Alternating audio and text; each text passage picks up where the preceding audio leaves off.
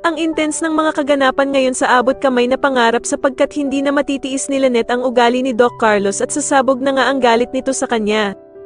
Dito nga ay manginginig sa takot si Doc Carlos dahil sa hindi niya inaasahan ang mga sasabihin sa kanya ni Lynette matapos nga niyang pagbintangan ang pamilya nito sa pagnakaw sa bahay nila. Samantala matapos namang makaligtas ni Lynette sa mga humahabol sa kanyang tauhan ni Moira, ay magkakaroon pa sila ng komprontasyon ni Doc Carlos. Sasabihin nga ni Lynette sa kanya na matagal na daw palang tinitiktikan ng mga magnanakaw ang bahay ni Doc Carlos kaya naman ay magdududa siya dito. At dito nga ay magagawa pang pagbintangan ni Doc Carlos ang pamilya ni Lynette na sila Aling Susan at Josa na baka daw sila ang may pakana ng naging nakawan sa bahay niya.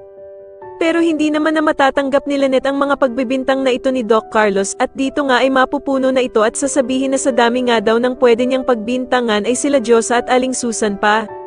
Matutulala naman si Doc Carlos sa sasabihin ni Lynette na imbis nga daw na mga musta siya sa naging pagkidnap sa kanya ay mas inuna pa nitong pagbintangan ang pamilya niya.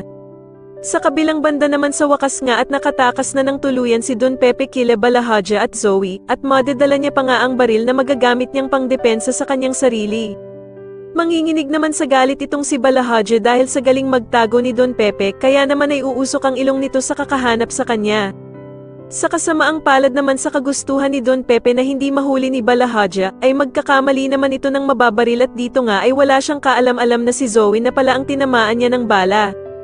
Sa tingin niyo dito na nga kaya talaga magising si Lynette sa katotohanan at iwan na niya ng tuluyan si Doc Carlos, mas lalo na nga talagang nagiging exciting ang mga susunod na kaganapan kaya naman ay mas lalo pa nating abangan ang mas lalong gumagandang abot kamay na pangarap. Maraming salamat po sa inyong panonood at sana po ay masubscribe niyo ako. Maraming salamat po.